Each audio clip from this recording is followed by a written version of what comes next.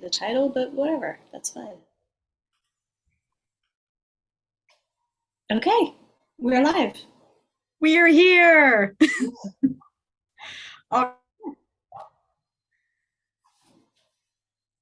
Okay, a little periodic. The title, but whatever, that's fine. Freezing. Let me mute myself on that. Cool. With Mother Mary, and one of my dearest longtime friends, which is not a qualification. It just shows that she has great character and lots of patience. As we begin this event, I ask that you join me and Mickey in acknowledging and honoring the original inhabitants of this region. A land acknowledgement is a critical step towards working with Native communities to secure meaningful partnership and inclusion in the stewardship and protection of cultural resources and homelands. So let's take a moment to honor these ancestral grounds that we are each gathered upon and support the resilience and strength that all Indigenous people have shown worldwide. I am currently online in Central Ohio, which is on the traditional unceded territory of the Shawnee, Kaskaskia, Lenape, and Mohican peoples. And I'm in Hudson Valley of New York, which is the former and current homeland of the Ramapo Lenape people. Thank you, Mickey. So it's an honor to be here, and it's really an honor to introduce Mickey. To give you the official bio, she has been practicing shamanic healing for over a decade. She studied with shamans, ritual keepers, and mystics from around the world. Mickey offers private healing sessions, rites of passage and weddings, and retreats and workshop experiences. Her approach to healing fuses a mix of ancestral traditions with yoga, Buddhism, and almost 4 decades of creative training as a performer, writer, and musician. She was the director of a 9/11 Foundation in New York City, helping to create and maintain programs that assisted many thousands of people while undertaking her own healing journey. She is also a practitioner of ancestral lineage healing. Mickey is the author of Hallowed Underground, Sacred Hope and Healing in Dark Times, and she has been featured in 2 books about post-disaster resiliency. We are here today because she just released her 2nd book, Conversations with Mother Mary, Loving Wisdom from Her Life to Yours. And as I said, I've known Mickey for almost, probably 15, almost 20 years now. It's been so 20. Long, closer to 20. And it is such a gift to be able to reciprocate and by doing this today, because she has always, the whole time I've known her, been such a creative and generous and loving individual. And so I just feel really lucky to be reading her book and talking with her about it today. And I hope that you feel lucky too. And thank you for being here with us and making us feel lucky to have you around. That's all really kind. Thanks, Jamie. We met over Craigslist. Maybe just worth saying. That's how long it's been. Oh, that's that feels. I want to take a. So while she's frozen, I'll say I directed and sort of dramaturged a play that Jamie wrote, and so that was the beginning of our relationship back in the day when we were both doing theater in Manhattan on shoestring budgets. That is right. So, yeah. Wow. So now that we've totally distracted you, yes. Mickey, would you center us before we begin? Sure. Thank you. Yes, anybody who's watching, and for Jamie and me too, just take a breath. And I always like to just feel my seat in my seat. Just really simply to be aware of your body and the support that is under you right now, from the furniture, from the floor, and ultimately from the earth beneath you. And to just let a little bit of gravity work on you.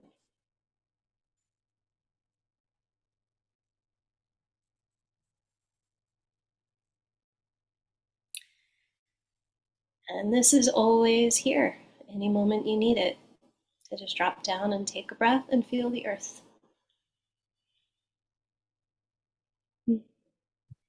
Thank you, Mickey. Are you going to read a little bit? Are we going to get to hear you read? Sure. This, cool. Yeah.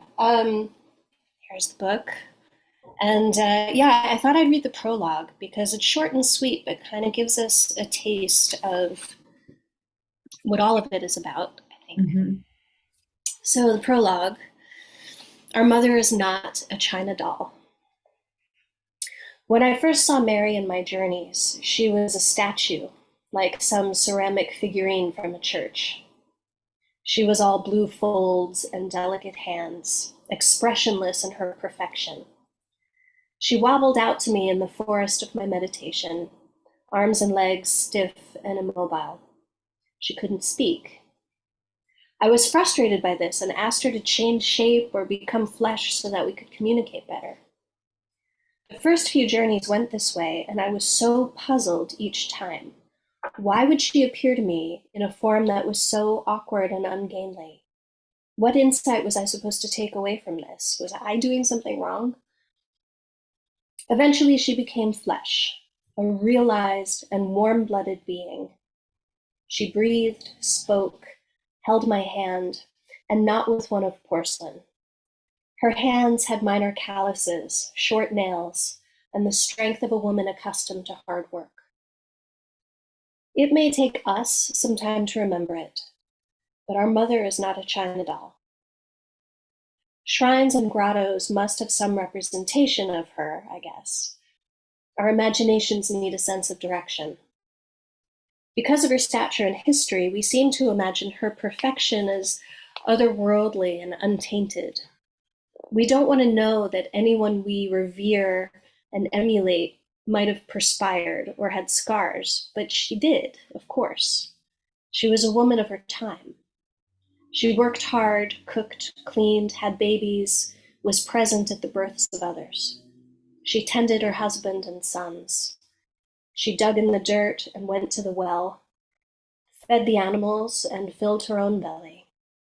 She slept or had sleepless nights. She was a woman who dreamed. This first teaching she offered was the fundamental one, to remember that she was human. Her love for us comes from her perfect empathy, having been earthbound herself. She understands our fears and sorrows because she had many of her own. None of the statues or paintings ever quite captured this. The artists who created her as an ivory saint in perfect robes and with spotless hands took away her wildness and warmth. In envisioning their perfect mother, they did a disservice to all mothers everywhere. Those who know about blood and sickness, who make mistakes and fall apart at the seams. In order to really learn from her, I first had to allow her to be her full self. She showed me the prison of the pedestal, the stiff bondage of those blue robes and perpetually upward gazing eyes. She showed me how hard it was to move through the world that way. As the porcelain cracked and fell away, the mother appeared from underneath her man-made shell, and what she did next astounds me still.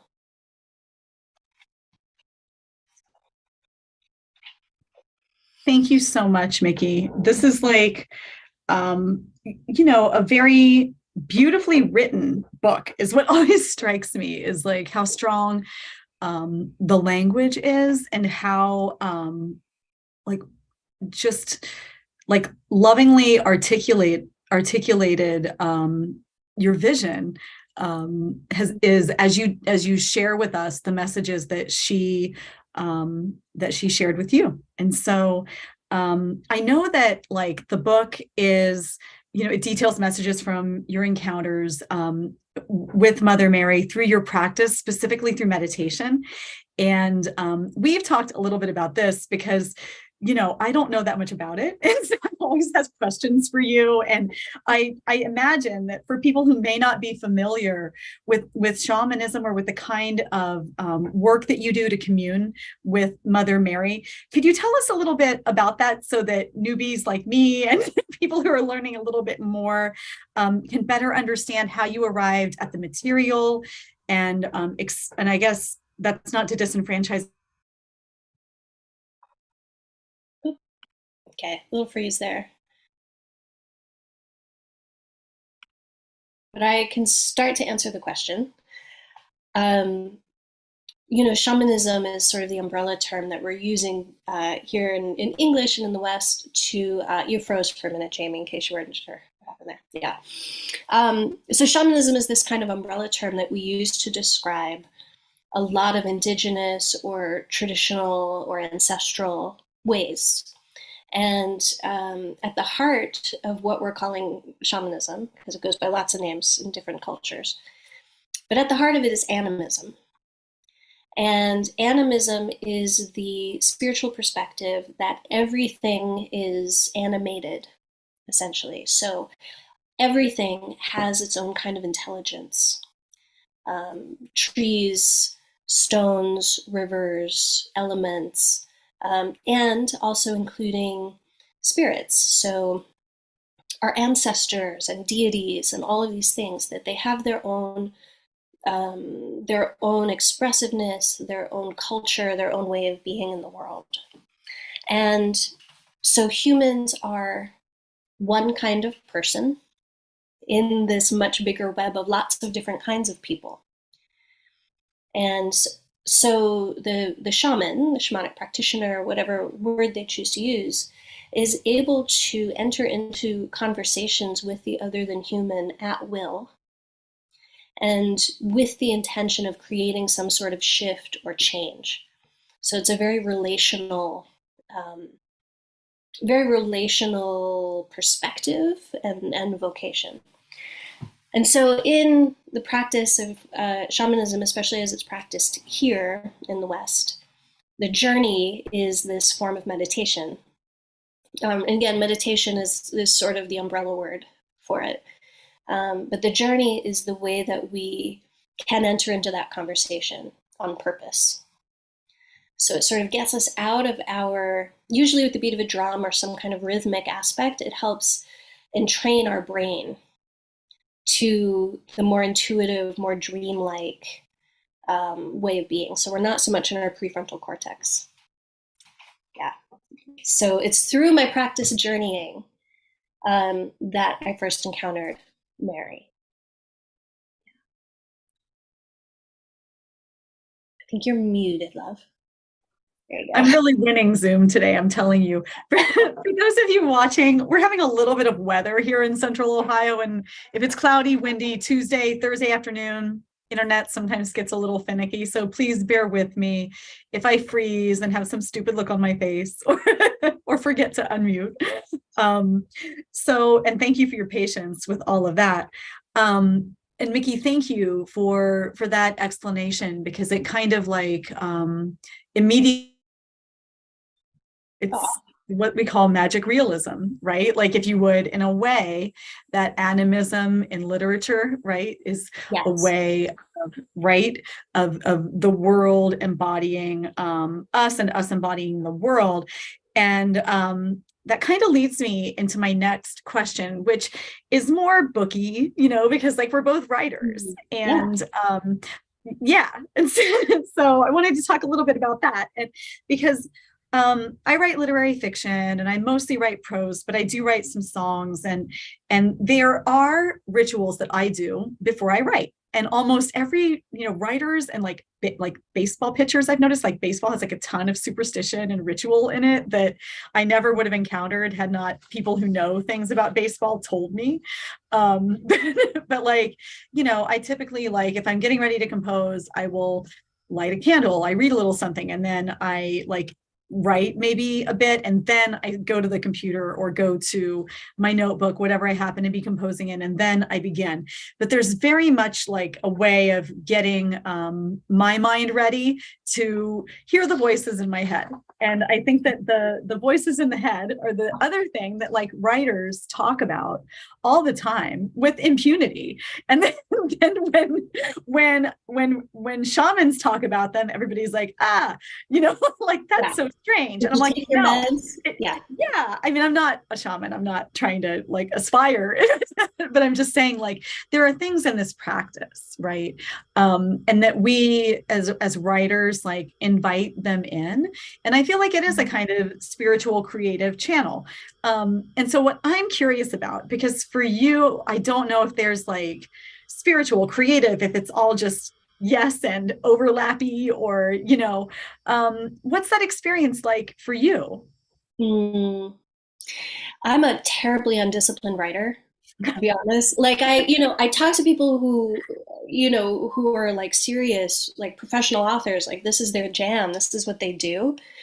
And they have their ritual where they get up at 4 a.m. so that they can write for 2 hours before the kids get up or whatever. And I'm like, no, no, I'm not doing that. And I don't know if it's just like willfulness on my part or what, but for me, like if I'm writing in my own voice, if I'm writing my stuff, it's kind of catch as catch can, and it kind of ebbs and flows. And so when it's flowing, I have to sit and write. Like I got to do it because I know it's not going to last. Like that moment's going to pass, the idea is going to go. Even if it's a crappy idea, I still have to put it down. So yeah, for me, it doesn't matter if the candle's lit or the music's on or the house is a mess. I'm like, oh, I gotta get and I sit down and I write. Um, but I think a little of what you're trying to get to with this question is the difference between me writing in my voice and me writing Mary's voice, and it's the difference between having this conversation and being like in deep ritual. I think that's the difference. When I'm writing in my voice, I love the word thinkering, like I'm thinkering about it, or maybe trying to be funny or something. But when I'm with Mary, when I'm writing, when I'm channeling, essentially, I'm transcribing. That's it. Like I'm not filtering that process at all. Yeah. Do you, when you're channeling, how do you, I mean, this may sound really dumb, but like, how do you remember everything? Do you write it down? Are you typing? Are you like, how does this work? Like, Yeah. not Yeah. to be Well, too invasive. You can tell me if I'm no, like over a line, like, not at all. No. Just to say, in terms of like being invasive, like there are some things that are sacred and private, and I see part of my role as being a bit of a teacher and trying to demystify a lot of this stuff. So I love the questions. It's always good. Um, but yeah, it depends a bit. I mean, I do remember a lot of it. There are a couple of journeys in the book that happened when I wasn't prepared. Like there's one that happened in the cloisters, which is a very public place. So fortunately, I was able to remember it. But when I'm doing a live event over Zoom like this, I can record it to transcribe later. Or if it's just me by myself in the journey, then I can type while I'm listening to a drum track. So it's riddled with typos, but I can get it all out that way. Yeah. typos, the universal of writing. Yes. I don't For trust sure. anybody who doesn't make typos. I know. I always fear that someone will find my rough drafts someday and like I'll wind up getting more help than I need. So I guess like my next question is like, why Mother Mary and why a book as the vehicle to your experience with her? I didn't go in search of her. Like I color outside the lines a bit, spiritually speaking, like I am not like what you would call a churchy person. So, I was interested in the shamanic work. I was always very interested in like the animals and the plants and the spirit of the land I'm on, and connecting into the earth. But Mary kept showing up. So it wasn't me deciding that I was going to do this. It was a relationship that I realize now is ancestral to some extent because three of the four main lineages of my family were Catholic. So I think many generations of my family have had relationships with her. And I think that she's also much more earthy than we give her credit for. Um, but yeah, I didn't go out in search of her. Uh, and as to why a book, I mean, I think I didn't really question that it should be a book. Maybe because I am a writer, that's sort of the fantasy or the dream is that you're going to have your own books. But I think, we live in such a digitized culture. Everything is pixelated. Everything needs a charger. And there's something just really satisfying and comforting and real about this, about holding a book and knowing that you can read it if the power goes out. Like this is satisfying to me. And yeah, I think I will always love a book. And I guess it could have been a YouTube series or something instead of a book, um, but again, like this feels accessible and real in a different kind of way to me. Mhm. And it's also ancient. I mean, like books are ancient. They're and they last a long time. And I have a wonderful friend who gives a great lecture on how when you read something and it's 1,000 years old, you're in conversation for 1,000 years with everyone who has read that book. And I really love the way that brings all our experiences with us into the things that we read, and also of course the things that we write. And I really love that interplay and the way that it sort of has this thing about books in a way that colors outside the lines. And because there are so many books that already characterize Mother Mary, I thought it was really interesting for this to be a counterpoint or a compliment, you know what I mean, depending on how you feel. Mm. So I was really curious about that. Um, Now back to the channeling work, because I know that there are people that are going to be new to that, right? And there are people that are going to be sort of like maybe a little skeptical. So can you describe like what that is and how you get there? You said you didn't go looking for Mary, and so I'm Yeah. guessing perhaps she showed up, and and how that works. Yeah. Ooh. Well, I mean, I'll say first that in shamanic journeying, you can set the specific intention to go talk to a particular animal, let's say, um, in the same way that you can make the intention to go talk to a particular person, right? Like, oh, that person who owns that company, I want to strike up a conversation with them. Like, you can do that. But there's also an approach that is a little more receptive, where you can say, this is the question that I have, and I'm open to kind of hearing from whoever would like to give me perspective on that. And so it might be a horse or it might be a frog, and you're sort of not in charge of who shows up. So that's what I mean when I say, like, I didn't go searching for Mary. Like, I was in that receptive kind of state, and she kept appearing to answer my questions and make her presence known. Um, Channeling, it's a funny word. I'm not even sure that I really like it, but it's the closest thing to describe what I'm doing. And in some cultures, it's a vital part of religious life.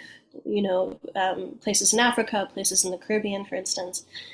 Um, and in that kind of channeling, oftentimes if it's like deep trance possession channeling, um, people kind of aren't there anymore. Like the spirit really is taking over the person's body. What I do is not like that. It's more, I'm still in the room. I'm still cognizant of what's going on. Um, but, it's still contact with something that's not me. And I see my role as a sort of interpreter or, yeah, translator of the images and the sensations and the things that I'm seeing. Um, yeah, so for people who are freaked out a little bit by that, like I get it because it's not part of our culture. Like it's not something that we talk about or deal with on the day to day. So I understand that there would, you might raise an eyebrow to that. Um, so yeah, I mean, I understand. I don't know how to get around it. It just is what it is, you know. Yeah, it's kind of like any other faith, belief that you hold dear in your faith, right? Like if people, you can invite people to like be part of it, you can talk to them about your own experience. And if the spaghetti is not sticking to the wall, the Right. pasta is not done. Like I don't know. I mean, it just like, and I don't say this in any way to like, leave anybody out, but I mean, there are things that we all prefer, right? Like, or that draw us and attract us, right? And so I'm just always kind of curious, like about. Whoops. Uh-oh. We'll just give it a second. She'll come back.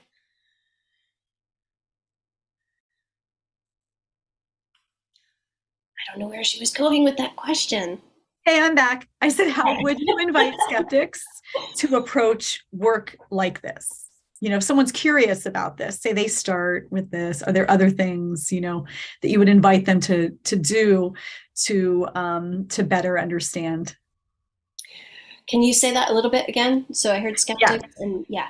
sure. I said, for people who are skeptical, how would you invite them into this book?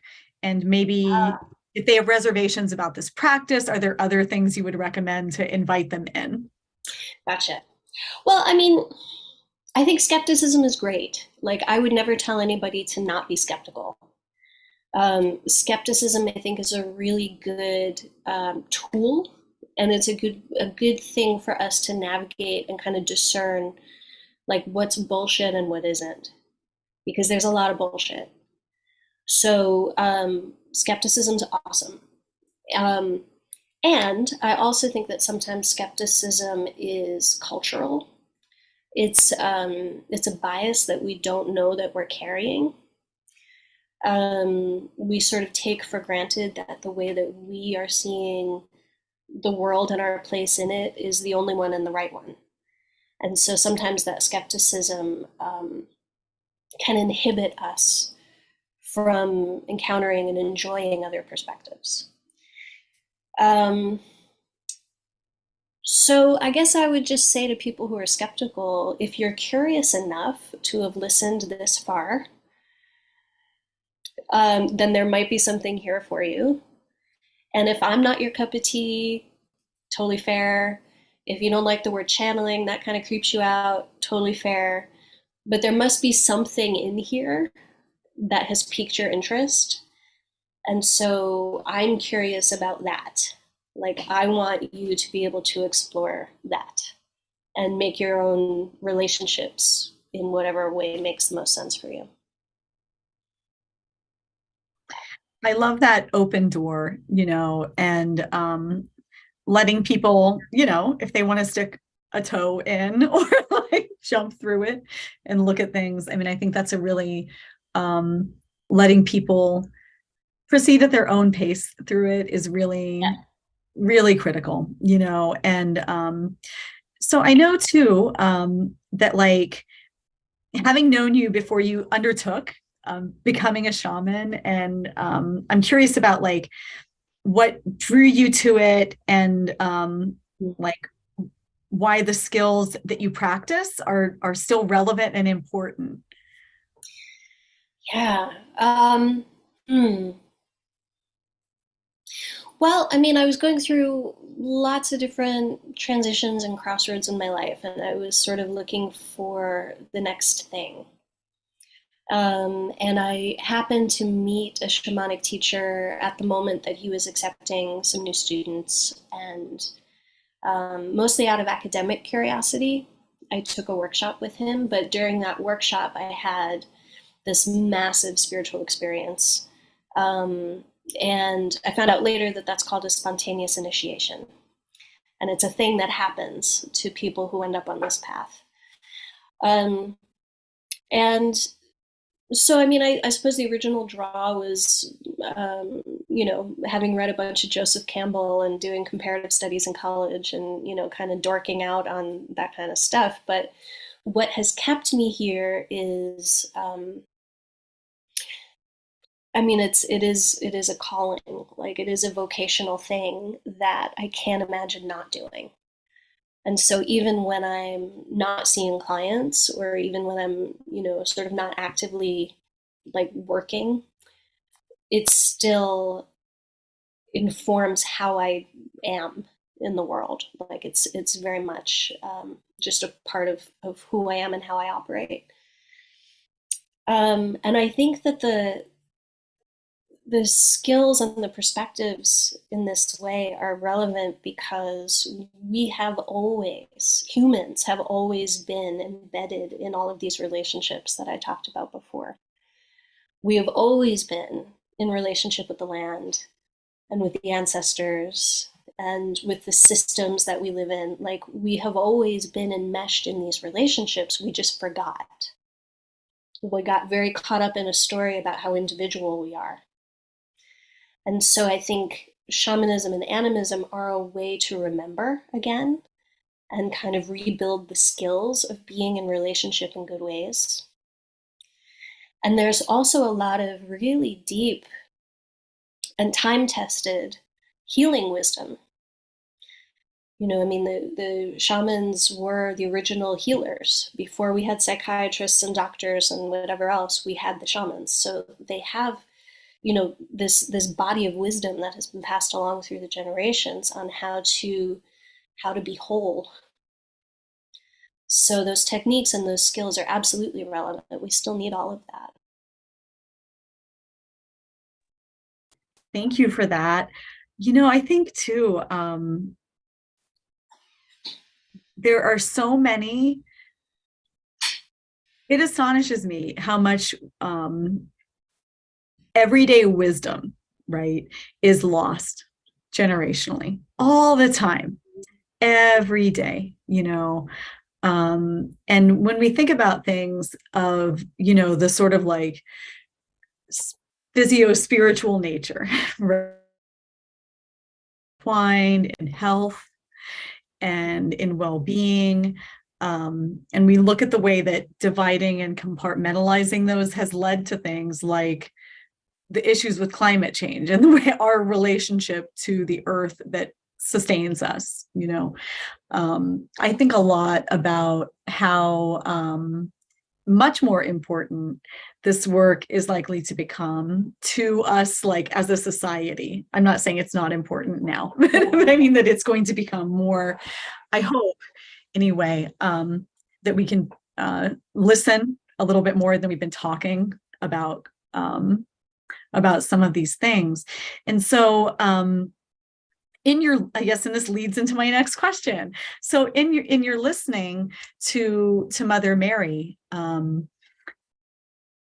was there a particular message that was most meaningful to you? Any moment where you knew you would write a book? Man, so because I'm me, I like a lot of the trippy mystical stuff, and she goes there a couple of times in the book. These kind of like wild, like vines and animals, and and I love that. But what I find myself revisiting and thinking about and getting a little tender over are the times when she talks about shame and how useless it is. And how, yeah, we'll miss the mark, we'll screw up 100%. That's part of what it is to be human. We're gonna sin. We're gonna do that. But we've added a layer of shame to that isn't necessary. And it's that piece for me with, especially having lived with anxiety and depression, and, it's relinquishing the shame. Almost every time I reread those passages, I want to cry a little bit, because it feels like that it gets to the heart of so much for so many of us, certainly for me. Yeah. Being loved anyway, even when we screw up. Mm. That's very beautiful. And, you know, I think that all faith, right? Like no matter what it is, it has a kind of mystical, trippy aspect to it, right? Like there isn't any differentiation between like the things that you talk about or that you've experienced. And, you know, I mean, the sort of like cognitive leaps that I think are. Mm. Lost you again for a minute there, Jamie. Hopefully you'll come back in. Hmm. You know, it again, I think is that sort of like privileges the ability to dismiss without contemplating, right? And so that I think is very tied into this. And with all of that, I mean, what could be more mystical, trippy, and far-fetched than going out and writing a book, right? Like that's an act of faith. It's like wild dreaming. Like, you know, if you really are honest with yourself, whether you're no matter how you're looking at it, right? Like, will there be an audience? Will it get published? Will somebody read it? Will it, you know, Mm-hmm. and that doubt, right, is something that plagues writers and, you know, practitioners of faith, right? And so I was really fascinated in reading the book with the sort of double-edged sword that doubt presents in a book like this, because on page 74 you talked about feeling overwhelmed by the task before you. And you wrote, I feel undisciplined, distracted, and full of reasons not to write, you know, and yet here we are, we have it, we're holding the baby, you know, and like, so I'm just like, how do you push through that, you know, and how do you handle doubt, whether you're encountering it as a creative artist or as a shaman?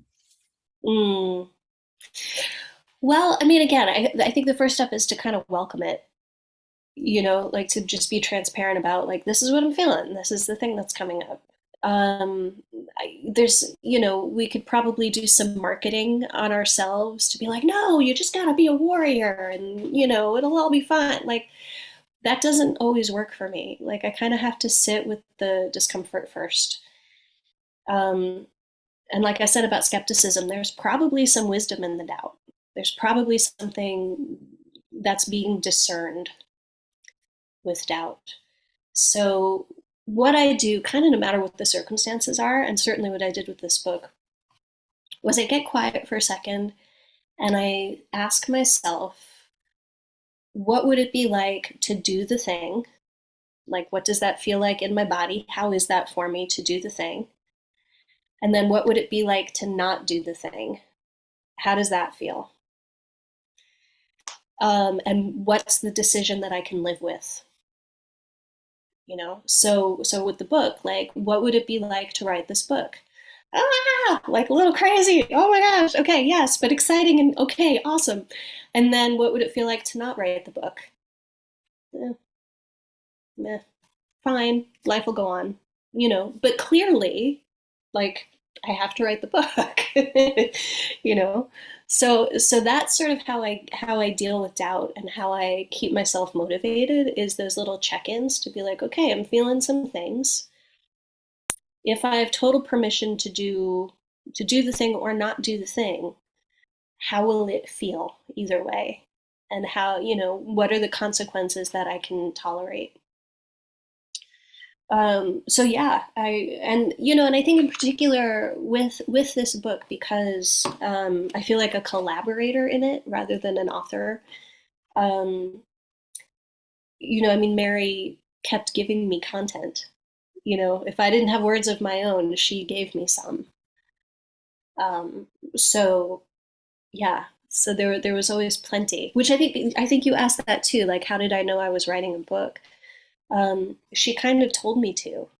She was like, write all of this down and share it with people. And so, um, and then there was content. There was whatever, 40,000 words of it. Yeah.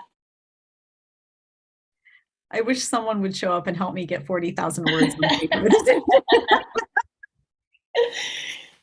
I've joked as a fiction writer that with my students that finishing one book and starting another is like you have these really annoying neighbors that live upstairs and they finally go. The lease is up, they're gone, and you've got like a month of peace.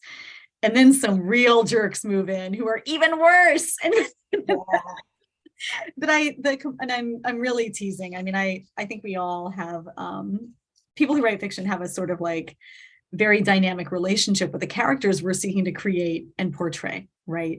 And it's fascinating to me to think about the times when I've written something and it's just sort of like arrived whole, and I've done revisions and things, and then it's been ready to go. And there are other times that, you know, I kind of like struggle and really have to craft and recraft before I get it right. And I didn't know if writing this book, if you had those same sorts of struggles, particularly since, as you said, you feel like a collaborator. I mean, that's a very different practice, right, than generating the content. Yeah. Well, I mean, it didn't, I had to take all of the transcriptions of all of the journeys I had done over the course of whatever, 7 or 8 years, and like print them and like puzzle them together because they weren't written in the order that they're in the book. So there was definitely that process of like, I don't think this one fits here. I think it needs to go over there, or maybe it's not even in this book. Maybe it's in the next one, or you know, I had another essay or two that were my own reflections that I was like, that's totally unnecessary. It's redundant. I don't need that part. So there was still a shaping and crafting process. And I actually took myself on retreat for a weekend to go through the final manuscript and just make sure, like, are these the things that need to be said? Is this, you know, is this the order it needs to be said in? Is there anything I'm missing? So, yeah, I don't remember really what you asked, but that's what came to mind.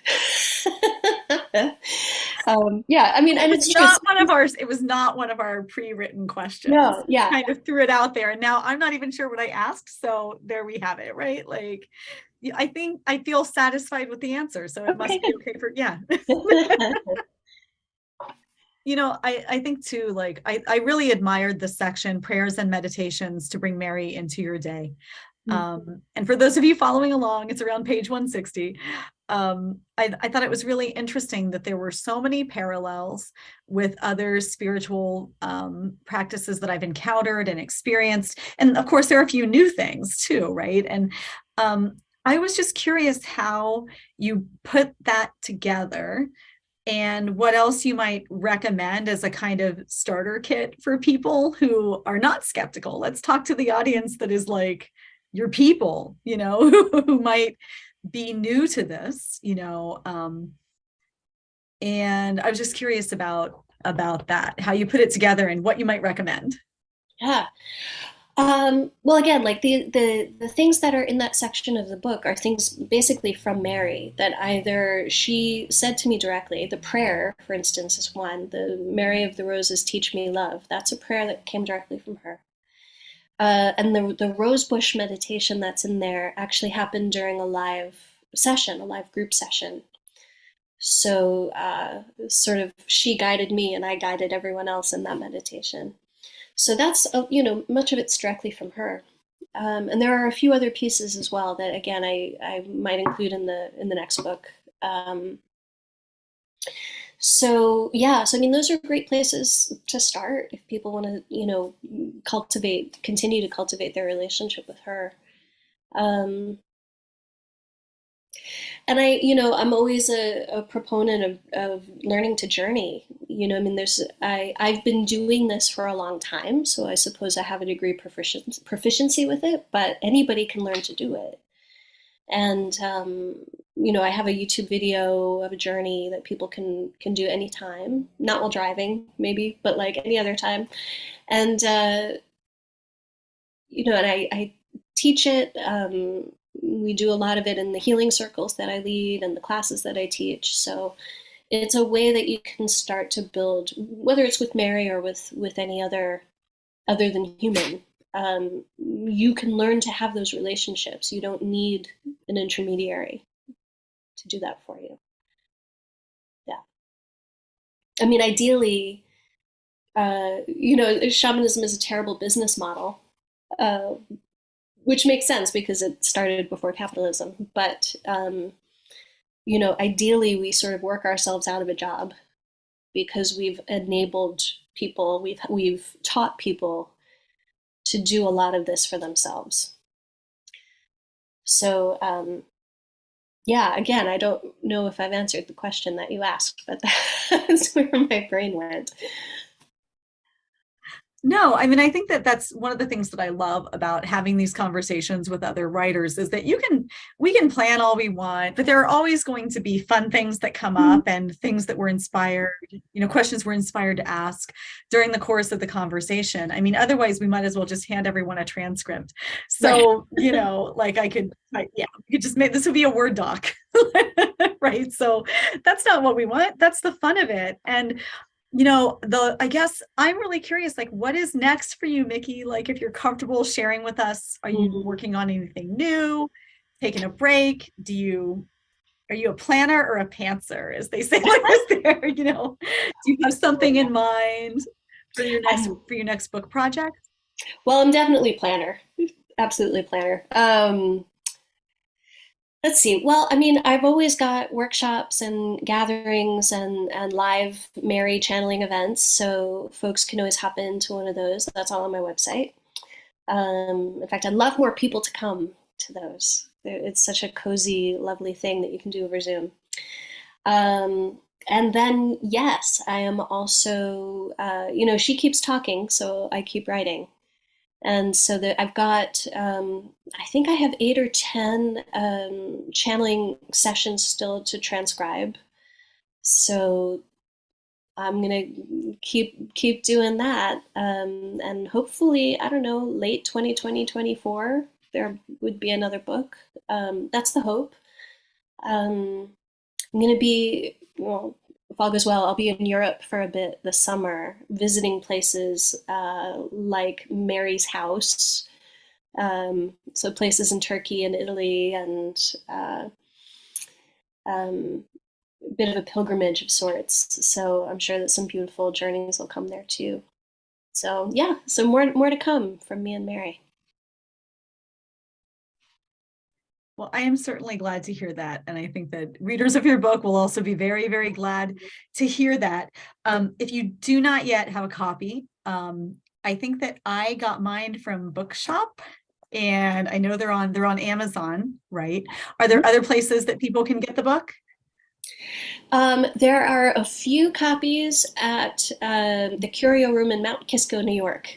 If people local to Mount Kisco can stop in there, yeah. But otherwise, yes. And Cool. when take a pilgrimage, take a road trip. The sacred site of Mount Kisco. It's pretty cool. I mean, Yeah, Curio Room's any place can be sacred. Any place can be sacred. So, All right. Mickey, would you like to see if there's anyone watching on YouTube who has questions, or like, do we want to try that? Has anything popped up? I forgot at the beginning to invite questions into the YouTube. Well, I don't see any in this moment, although I know some folks tuning in. So, but people can always post questions after, and I'm happy to answer. That is true. Or reach out over email. All of the things, all of the ways. Socials, all that. So, well, fantastic. And I know that, like, with such a book that's so rich in experience and wisdom, I just want to say thank you for writing it and for letting me be part of helping with it today. And so I hope that that if you do have questions, you'll follow up with Mickey. You can schedule a healing session, or you can just visit her website. And I believe there's like a comment form, or at least a contact piece where people can reach you there at www.mickeybeloy.com. Yes. Thank you. Thanks for that. And thank you, Jamie. It's so awesome to talk about this with you. I was excited for this conversation in part because I know this is not entirely in your wheelhouse. Like it's writerly, so in that respect, Right. yes. Yeah. But I really appreciate like your openness to it and really thoughtful questions and all your good energy and support over the years too. So thank you. Oh, I'm happy to do it. And also too, I mean, I think that if there's one big lesson in life, it's keep learning and always be listening, you know. And it those are things that will help you no matter what your jam is, right? So I think that having opportunities like this to kind of go outside of the things that we normally do are really important, you know, especially as we get a little long in the tooth and set in our ways. It's Yeah. Yeah. I've enjoyed every minute of it, Mickey. So thank you for letting me be part of it. And thanks to everybody who showed up today or who may be tuning in afterwards. And again, www.mickeybeloy.com or post comments on the YouTube and you will soon hear from Mickey. Yes. Thanks again. Read Jamie's book too. Oh Township. yeah. Beautiful book of short stories.